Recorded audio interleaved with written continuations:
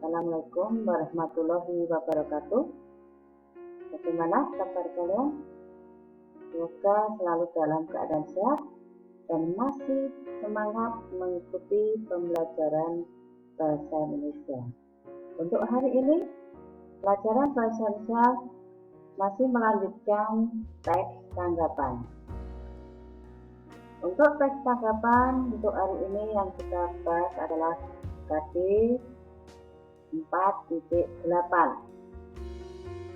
Ungkapan kritik, sanggahan, atau pujian dalam bentuk teks tanggapan secara lisan dan atau tulis dengan perhatikan struktur dan kebahasaan.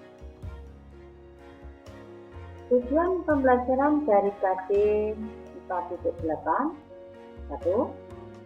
Peserta didik mampu mengungkapkan kritik, sanggahan, atau pujian dalam bentuk teks tanggapan.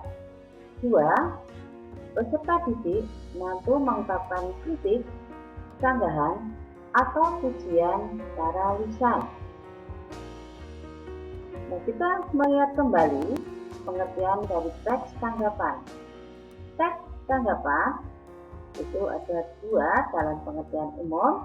Tanggapan adalah sambutan terhadap ucapan, kritik, komentar mengenai sesuatu yang diterima oleh panca indera atau bayangan dalam angan-angan. Teks tanggapan kritis adalah karangan berisi tanggapan kritis terhadap masalah. Tanggapan kritis merupakan tanggapan atau komentar seseorang terhadap masalah berdasarkan cara berpikir kritis. Nah, kita masih ingat struktur teks tanggapan. Struktur teks tanggapan ada tiga. Yang pertama adalah konteks. Konteks di sini apa yang ditanggapi, di mana, hal apa. Kemudian yang kedua, deskripsi.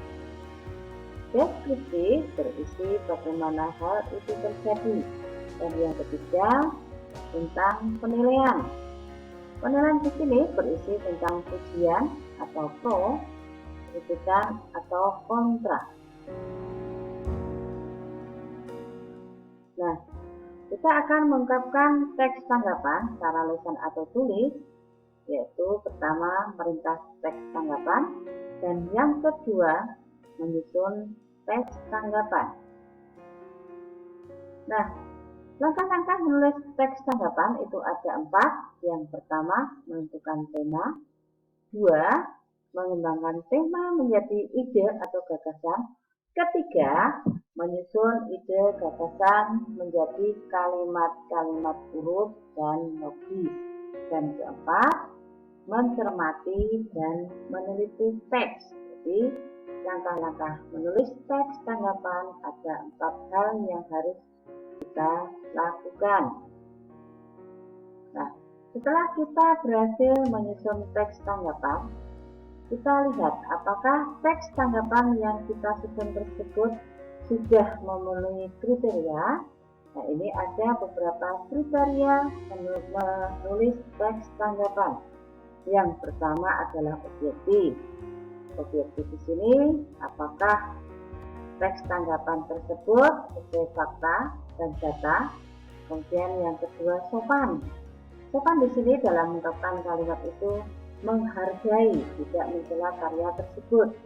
Dan yang ketiga itu adalah logis. Apakah yang kita teks atau yang ada dalam teks tanggapan itu masuk akal? Dan berikutnya, 4 adalah terdapat pujian. Pujian di sini secara tulus, bukan basa-basi. Berikutnya, di dalam teks tanggapan juga terdapat kritikan, mendorong untuk perkembangan. Jadi di sini kritikan bukanlah untuk yang bersifat negatif, tetapi tujuannya adalah mendorong untuk perkembangan yang lebih baik. Kemudian, adakah di dalam teks tanggapan itu saran atau solusi yang bersifat positif? Nah, Setelah kita berhasil menyusun teks tanggapan, apa manfaatnya bagi kita bila berhasil? Nah, tentu saja manfaat kita berhasil menulis teks tanggapan adalah untuk memperkaya literasi.